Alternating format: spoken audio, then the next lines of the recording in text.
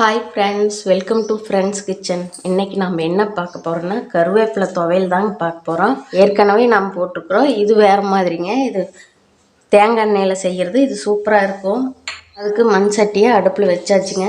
தேங்காய் எண்ணெய் சேர்த்திக்கலாங்க. கடலைப்பருப்பு 1.5 ஸ்பூன் சேர்த்திக்கலாங்க.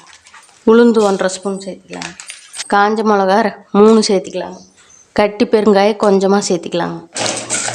இதெல்லாம் நல்லா வறுத்து விட்டுறலாங்க.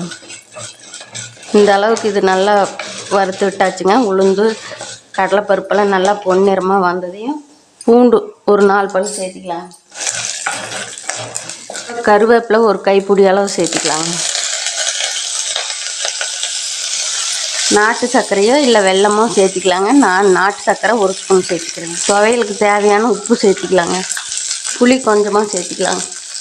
இதையெல்லாம் நல்லா கலந்து விட்டுறலாங்க. இந்த தேங்காய் எண்ணெய் வாசம், இந்த கருவேப்பிலை வாசமெல்லாம் துவையல் சூப்பராக இருக்குங்க. இது வெரைட்டி ரைஸோட சுடு சாதத்தோட போட்டு சாப்பிட்டோம்னா சூப்பராக இருக்கும். இது ரெடி ஆயிடுச்சுங்க. போய் மிக்சியில் கொடுத்து அரைச்சிக்கிட்டு வந்துடலாங்க.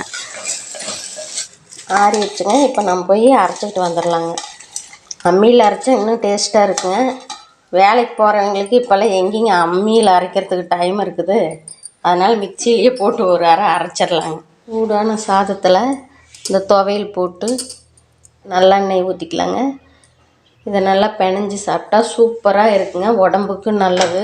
வாரத்தில் 2 நாளைக்கு இந்த மாதிரி செஞ்சு சாப்பிட்டோம்னா முடி உதிராது. முடிக்கு நல்லதுங்க, உடம்புக்கு நல்லது.